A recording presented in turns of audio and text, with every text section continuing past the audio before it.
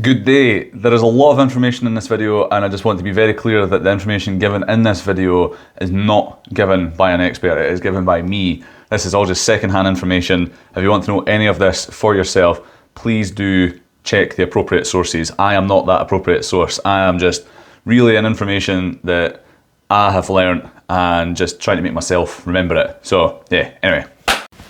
Today is a big one. I am doing a ski touring day up at Aviemore in the Cairngorms. I'm just waiting at the bottom gates just now. It's currently 8 AM. Woke up at 4, left at 5, here for 8, and yeah, it's going to be a big day, I reckon. Very excited to learn more about avalanche safety and just touring in general. I have a rough idea because, well, we're all experts when we look at stuff on YouTube, so yeah, I'm looking forward to seeing what the reality is of what I think I know versus what I actually know. So yeah, it's going to be a good day. It's going to be a good day. What we are seeing here is the top car park at the Cairngorms ski centre. We ended up heading up the hill as best we could. The tour guide we had was Alex, fantastic guy. Yeah, the conditions were definitely subpar. It was like 60-mile-an-hour gusts that we're experiencing. Here is my face. Yeah, we just slow and steady walk up the hill until until it just really didn't make sense anymore. I think realistically for a lot of people it didn't make sense right from the beginning, but here we are pushing on. That's what I love to see. This is important. This is the avalanche testing, the snowpack with the shovel. What you're doing is looking for cracks appearing in the snow. I think you can see to the left of the shovel here, there's a crack that's appeared. That is a no-go. Scary, scary. We can see 3 or 4 different events that have created different hardnesses and stuff in the snow. And it's those layers between those weaknesses between the layers that are really the kind of crucial points. So this was Ben, the guy who I was working beside testing the snowpack. This is what I was talking about with the towers. You cut out these 2 channels and leave your centre tower. You tap it from the wrist. Do that, check for cracks. Then you start going from the elbow, check for cracks. And then you're progressively getting harder and just you get an idea for what the snow is doing. Again, you can really see the conditions here. We got to the point where it didn't make any sense, so we started walking back down the hill. This guy sliding down the side here, that was one of the other tour guides who had pressed on forward and said if there was good snow or not. This is just a pretty little waterfall. Wow, look at it, wow. This is the little hut that we ended up taking refuge in to decide whether we were going back up the hill or not. We eventually did decide to go back up the hill. This was just our sort of lunch spot. Yeah, this was us heading back up the hill. What a day for it. What a day for it. Welcome to Scotland. Scotland! This was actually the point we had headed down most of the slope. There was just so much rock, ice, wind, heather. Again, suboptimal conditions. It was like the 4 horsemen of skiing, essentially. We just kept on heading down as safely as we could, just trying to find any sort of good snow. We got near the very bottom and it was just essentially like a nursery slope. What you're seeing, everyone going down here, was actually just like a bit of path essentially, and it was just, there was ice everywhere, rocks everywhere. Again, really just making the best of a bad situation, but I think learning in these kind of conditions just goes to show that you can do it in any kind of condition. So for me, I would almost go as far as to say these were favourable conditions for learning in. Last bit of skiing for the day was on the nursery slope just before the resort. We stuck to the right hand side as not to leave tracks on the fresh snow that would have frozen overnight and not been ideal for people the next day. Back again. So just did the ski touring day. We've still got another bit. We're all meeting up at this bottom car park to discuss the Avalanche transceiver and how to actually find someone.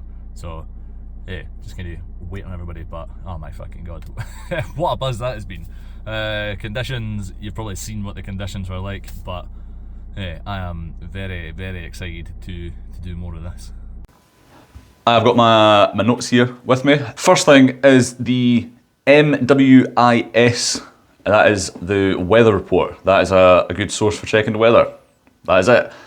Temperature and wind direction is important. If it's an east wind, that'll deposit on a west face, which can create avalanche problems such as wind slabs. The Scottish Avalanche Association is a good app to use. Cornices give a good indication of previous wind direction. So if you've got your ground, cliff, cornice coming over, is the wind's highly likely coming this way and circulating round. Wow. The auto framing is on. Anyway, does not matter. If it is a high risk, do not go out. The easiest way to prevent an avalanche is just to not go out in avalanche conditions. As simple as that. If it is high risk and it's necessary for you to go out, I mean, is it really necessary? But aim for a slope that is under 30 degrees. If it's under 30 degrees, then that is very low risk territory. Do not go out alone. That is something I'm going to have to work on because I have no friends. I just want to go out myself. As simple as that. But do not go out yourself, because who is going to save you? Who is going to find you? Avalanches are scary. They're really scary. Wind slabs are usually a sort of chalky colour, so you can keep an eye out for that.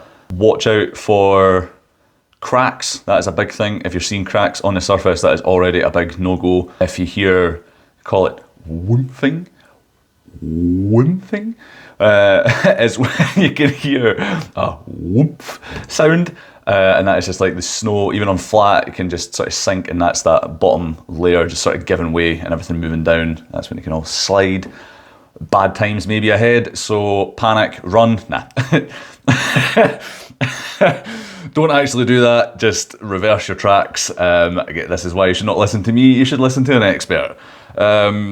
Watch out for convexities. I thought that was a made up word, I'm going to be honest, but that is a convex, and that is just the plural version of that.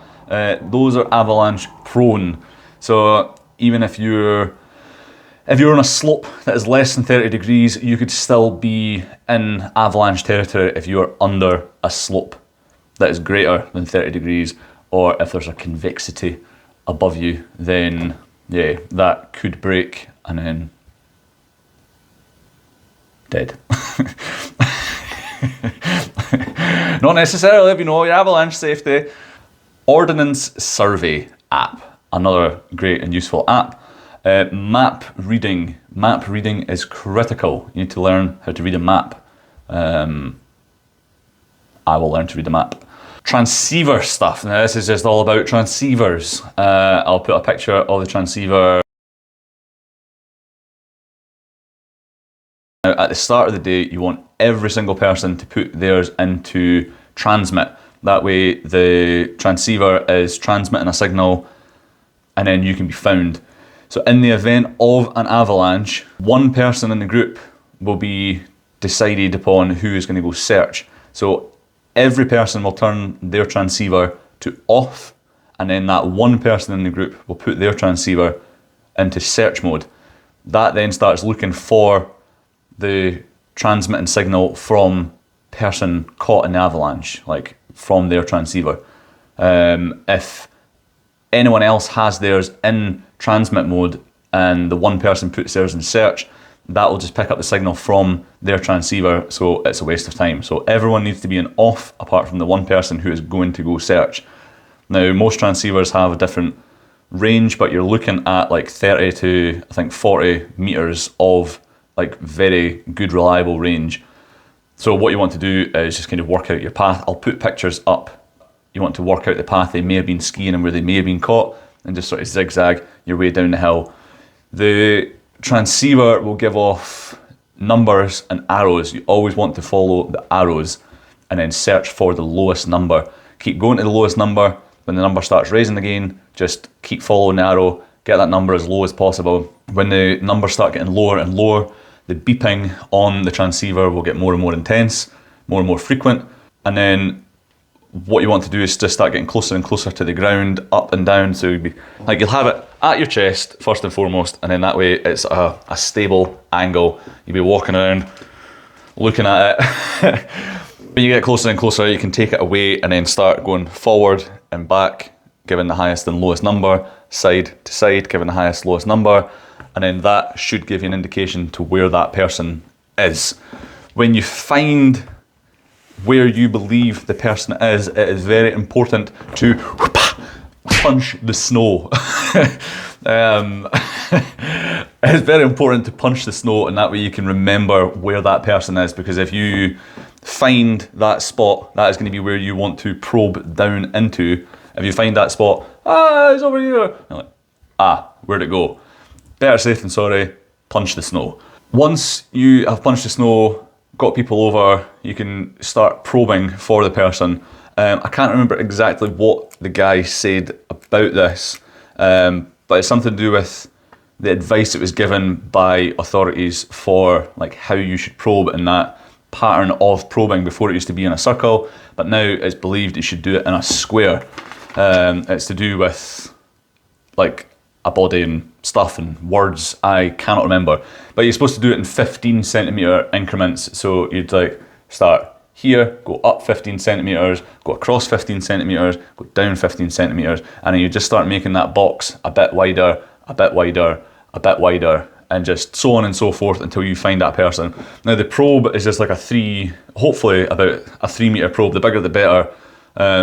You want to just stick the probe into the snow, and you're literally just probing for the person. Now, I was just thinking, I don't want to be lying under the snow and a metal rod's just like, but if you're stuck in an avalanche and you're going to die, that's the best thing for you, is you want to feel that probe because you know you're going to be safe. So yeah, it may have a few puncture wounds, but it's a lot better than being dead. When probing, if you imagine you've got your slope, the person is stuck here, you're standing here and have the signal. If you probe straight down, you may miss them. So what you want to do is actually probe perpendicular to the slope. That way, got a better chance of finding them. Now, if you do find them, keep the probe where it is. You'll know how deep the person is because the probe tells you on it. But when you start digging for that person, is you don't want to dig like straight down to them.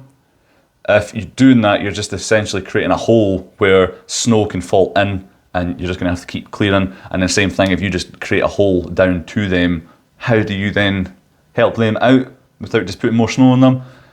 So if you find them here, instead of digging straight down to them, you just say the person is 2 meters deep. You want to go 2 meters away from them and then dig towards them, and then that way you're creating a sort of canyon where you can help them.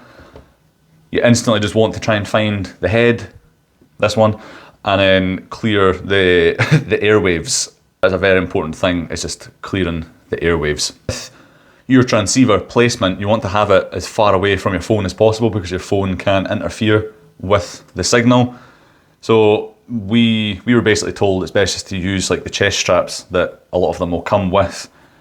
Strap it to your chest, phone in your pocket, and then as well with the transceiver being at your chest, it is a much closer proximity to your head, so that signal is going to find your head, hopefully. When it comes to the avalanche has happened, you want to delegate responsibilities to the group. So like one person is searching, one person starts shoveling, another person is probing, and then another person is phoning services. It's just all about just sharing responsibility. When it does come to digging, just say there's three guys or 3 people on digging services. One person would be at the front digging frantically, just trying to get to them by any means necessary. And then the 2 behind would just be clearing that snow. When the front person gets tired, you would just swap round. So yeah, just whenever you get fatigued, just swap round, so then that way it's just like fresh arms on getting to that person as quickly as possible. In the event of an avalanche, if you are the person that is being caught in an avalanche, if you see cracks forming, you really just want to try and ski to the side and get out of it, because you don't know where you are in that avalanche. So just, yeah, try and get to the side, try and find a safe spot. Maybe it's worthwhile, or not maybe, it is worthwhile if you think you may have avalanche risk. Well, first and foremost, don't go there. But if you're still going to ski it, then it would be important to locate safe spots in the event of an avalanche. Again though, just don't go there. Like, if there's an avalanche risk and it's high risk, just do not go there. Easy. And if you're the person caught in an avalanche, make yourself as big as possible. You want to create a lot of space. So then imagine it just like something in a cereal, where shake the cereal, the big thing will come to the top. Kind of like that, but with snow. An airbag would be ideal. You can put that into your backpack, pull it. It's much like on a plane, like the inflatable vests. Just, yeah, makes you bigger, helps you hopefully rise to the surface and hopefully save your life. One other thing about the transceiver is the way that the signal works. The signal works in an arc. I can't remember the wording for this, but because it works in an arc, it makes it more important to follow the arrow on the transceiver, because the signal will come like out and up. So then like the arrows will make you follow the signal of that arc. So when you get to just say you're on this side, the arc is going out and round, you start following it round, but the number gets further away, you want to come back, head towards, and then it'll start getting you closer and closer in on that arc to where the person is. Following the arrows on the transceiver is critical. It is critical to learn map reading. Map reading is critical. Again, forward planning, just avoid avalanche zones. Just, yeah, don't put yourself in a situation where you really need to be worrying a lot about avalanches. When it came to testing the snowpack, that was an interesting one, because we had a severe amount of wind. I'm pretty sure it was like 60 miles per hour gusts that it was up to. It created this one sort of big area of snow behind a fence, so we were testing the snowpack there, which would have been an avalanche risk. But it was a small space, we weren't actually at risk. But it was a fantastic place to do tests. We did that. I'll put the little videos in of that. But yeah, that part was interesting, because just this hand is the person beside me digging, this was the instructor digging, just my head, and then this was myself and another guy digging. This part was high avalanche risk, and then these two parts weren't. I ended up on this side going further up into a steeper slope, but again, it showed no risk. You end up digging out the snow to the ground, you make sure it's got like smooth sides. You're essentially creating this like tower, not a twin nah. You're creating a tower so that it's, Jesus, now I'm stuck in it. You create a tower. This is important safety, Douglas. You shovel out 2 areas and leave one sort of tower in the middle. You would then have like a sheer face on that, so it has the chance to fall away. If you, instead of having like a flat slope like that, if you created it coming off, you do the tests, well, it's got support, it might not break away, you're not learning anything about the avalanche risk. What you would do is the parts that you've cut out at the sides of the tower, there's different tests. This is worth looking up because I can't remember it properly, but there's 5 different stages. You press the snow, like literally, it's like 1 finger, 2 fingers, I think like fist, knife and pencil. It's all about like the softness of the snow, and if there's a difference of 2 softness levels between each part, then that's a no-go. You want it to be pretty consistent throughout. Something along those lines. Look that up, don't take my word for it. There's the fingering test, which is always a nice test. And then the snow shovel. Now, what you would do is just use your wrist and slap down on the shovel. You're looking for cracks appearing or like any signs of slippage. If that's not happening, you would then, from your elbow, whack down, and then just give it good old whacks. It's just a good way to test the snowpack. But there was a test done, I think the instructor said it was in Switzerland, where they had measured out a massive area, and then every 10 metres did this, and the snowpack varied wildly between those sections, so that is not a be all and end all. Again, if you're worrying about this kind of stuff, maybe you just shouldn't have put yourself in that situation in the first place. A good point of reference for measuring the angle of the slope was get your ski poles, make sure the ski poles are the same length. You would put one ski pole on the ground, say this is the bottom, and you've got your the cup at the bottom. Put this onto the slope of the snow, shove it in so it's marked. You would then get your other ski pole and you would put the bottom and top together and lift it like that. And then when the bottom of the ski pole raises off the ground, you then want to look where that is in relation to the bottom of the first ski pole. If this pole, when it raises, is above the line where the pole was before, that is less than 30 degrees. I'm making this seem complicated. It's not complicated. Ski pole reversed, do that, and then you want this to be above where it was on the slope before it raises. That way it's less than 30 degrees. If it's below that, then the angle is more severe. That is avalanche territory.